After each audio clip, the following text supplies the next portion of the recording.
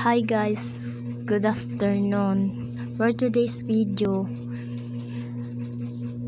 titingnan natin ang ating page violation, kung meron nga ba or wala. Ayan guys, click yung tatlong line na yan, scroll pababa, hanapin yung support inbox, click mo yung support inbox, then pag may nakita kayong your alerts na yan, i-click nyo yan para dyan nyo makikita kung may violation ba kayo sa inyong page. So, sa wakas guys, wala po tayong violation sa ating page na to, kaya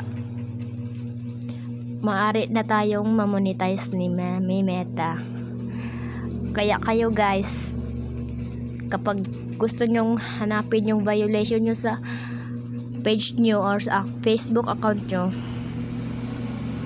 gayahin nyo lang yung video na to para malaman nyo na kung may violation ba kayo or wala. Thank you for watching.